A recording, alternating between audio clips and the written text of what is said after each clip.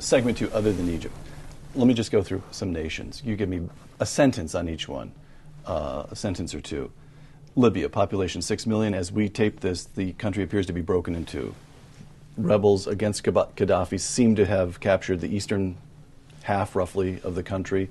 Gaddafi still in charge in Tripoli, in the capital. What's the outcome? As Victor said, we don't know what the outcome is. We know Libya is important. 10% of Europe's oil comes from Libya. We know that Libya is a heavily tribal-based society, and it certainly, as Victor has suggested, it hasn't got any experience of democracy. The road to democracy, which is the road that we should all be on and aspire to, it's going to be a long, hard trek there. Tunisia, population about 10.5 million, still has no government, even though the president fled. Mm-hmm. What's going on there? I'm a little bit more confident about Tunisia because it has elements of a secular society. It's got a good tourist industry. It's got closer ties with Europe. There's an aspiring upper middle class there, and it doesn't have a history of violence as does places like Libya and Algeria. So Tunisia's okay sooner or later. I think so. It's got an affluent middle class, which is another way to put it a little more generally. It's got more of the conditions that conduce to freedom. Jordan, monarchy.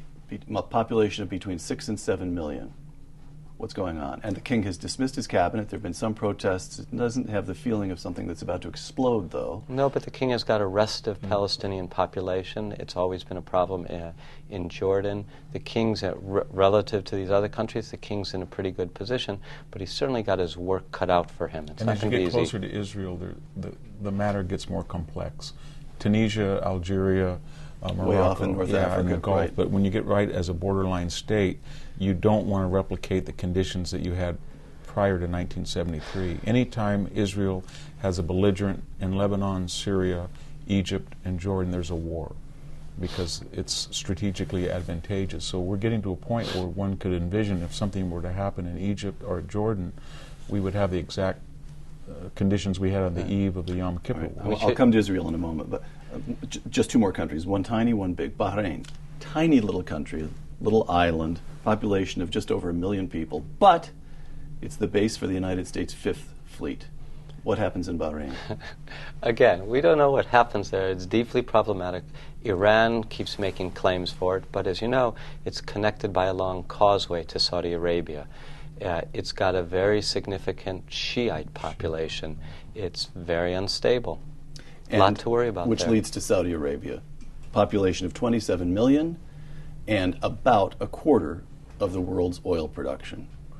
Well, they've had this very strange paradox, whereas they thought they could assuage popular unrest by being more Islamic than Islamic radicals, and at the same time short of Iran, it is the most Islamic a Sunni state. version of an Islamic state, but distributing the money much better under somewhat capitalist auspices and American tutelage and help. But the problem we have with Saudi Arabia is it's a no-win situation because it supplies so much oil for the world, and it was anti-communist, and yet it's always played a duplicitous role with subsidizing terrorists as long as they turn their venom against us. Can you explain something? This has puzzled me for a long, long time. Go all the way back to the first Gulf War.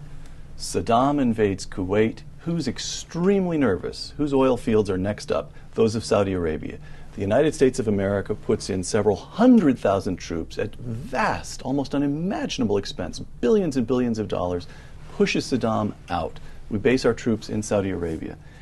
And keeps Saddam Hussein in because the Saudis do not want a popular government or a Shiite-dominated government. In brief, we saved the Saudis bacon. Absolutely. They continue to fund the expansion of, what is the name of the extremely conservative sect? Wahhabism. Wahhabism. They continue to fund Wahhabism around the world, including in the United States. The Saudis face two threats. They face external threats from which they need our protection. They face the internal threat of radical Islam. In order to buy off radical Islam, they use their tremendous, incalculable economic wealth in order to become either they are one or Iran is one, it's not clear, #1 exporter of the teachings of radical Islam. They export the Sunni version, Iran exports the Shia version. But they do and we put up with it. Why? Because we have this thing called they. You said they. Who's they, as they say in the Wild Bunch? 7,000 members of the royal family? Well, here's how it works. 1,000 of them freelance and give money to bin Laden, they give money to Dr. Zawahiri, they give money to the Muslim Brotherhood, and then the official close circle that deals with us has a deniability of culpability. We haven't done it, we don't know anything about it, and that's the way that government works. It works elsewhere in the Middle East as well. So we cannot hold Saudi Arabia responsible. We've tried, we've said, look, the money's coming from Saudi Arabia, and they say, it's a rogue prince, it's a cousin we don't like any more than you do, radical Islam is just as much a threat to us, and then privately, when we're out of the picture, they said, you know what, keep giving money to terrorists so they don't turn their attention to us. But I repeat the question, why do we put up with it? Because if Victor knows what's going on, if Victor knows they're playing a shell game with princes, surely we know they're playing a shell game with princes. We know that, and we know one other thing about Saudi Arabia. They know how to find and take care of dissidents. Mm-hmm. They know how to keep control of that country. Therefore, they know how to keep control of those princes who are playing games against us. They pump 9 million barrels of oil per day. And that's not just that they export. So we are hostage to the oil, yes, essentially. And it's not just our supply, it's also the capital that earns.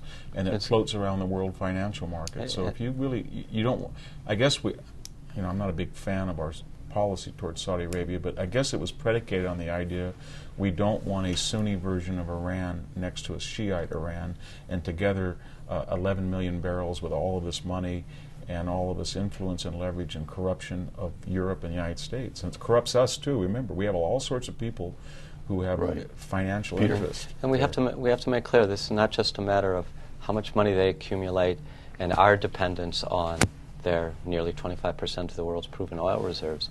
The international economy grinds to a halt if the flow of Saudi oil stops.